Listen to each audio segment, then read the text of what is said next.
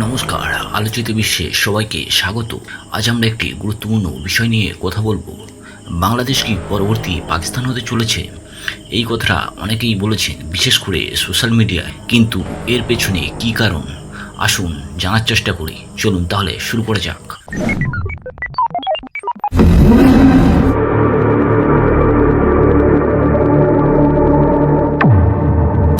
গত বছর 2024 সালের আগস্টে বাংলাদেশে এক বড় রাজনৈতিক পরিবর্তন হয়েছে। শেখ হাসিনা সরকার ছাত্র আন্দোলনের মুখে ক্ষমতা ছাড়তে বাধ্য হয়।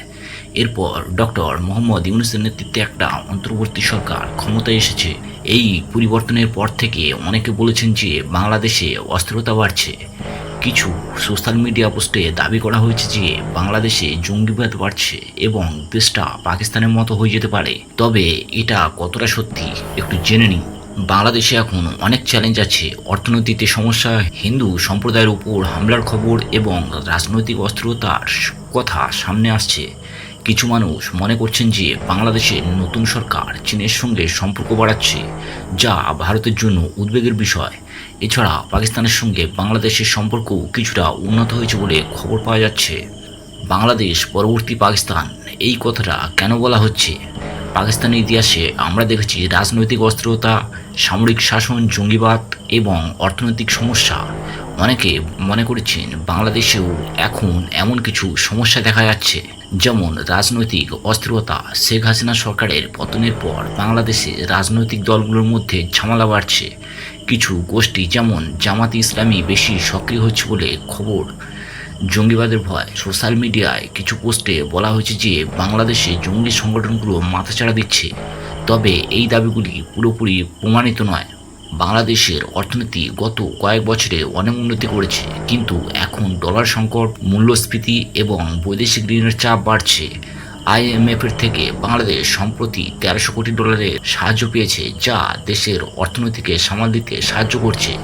পাকিস্তানও আইএমএফের কাছ থেকে 100 কোটি ডলারের সাহায্য পেয়েছে, কিন্তু তাদের অর্থনৈতিক জটিল সমস্যা অনেক পুরনো এবং জটিল। তাই অনেকে মনে করেছেন বাংলাদেশ যদি এই সমস্যাগুলো সামলাতে না পারে তাহলে পাকিস্তানের মতো অবস্থা হতে পারে।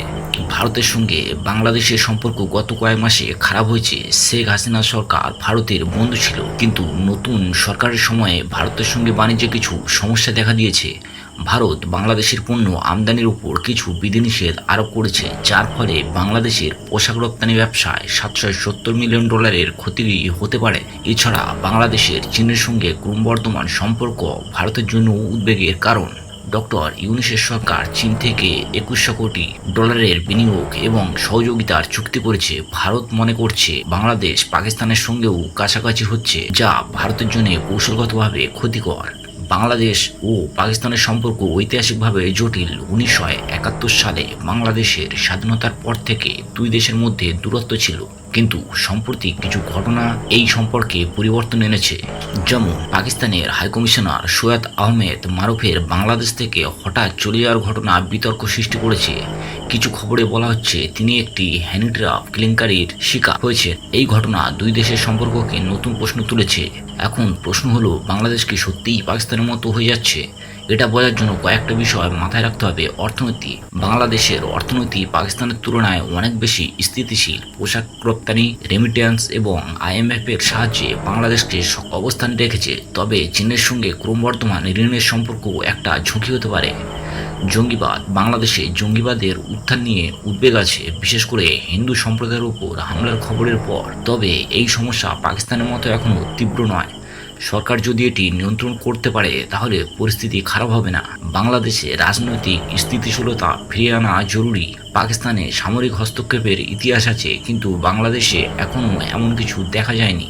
বাংলাদেশের সামনে এখন অনেক চ্যালেঞ্জ আছে, কিন্তু দেশটি পাকিস্তানের মতো হয়ে যাবে এটা এখনই বলা ঠিক নয়। বাংলাদেশের সরকার যদি অর্থনীতি, নিরাপত্তা এবং রাজনৈতিক স্থিতিশীলতার দিকে নজর দেয় তাহলে এই সমস্যাগুলো কাটিয়ে ওঠা সম্ভব। ভারতের সঙ্গে সম্পর্ক উন্নত করা এবং চীনের সঙ্গে ভারসাম্য রক্ষা করাও জরুরি।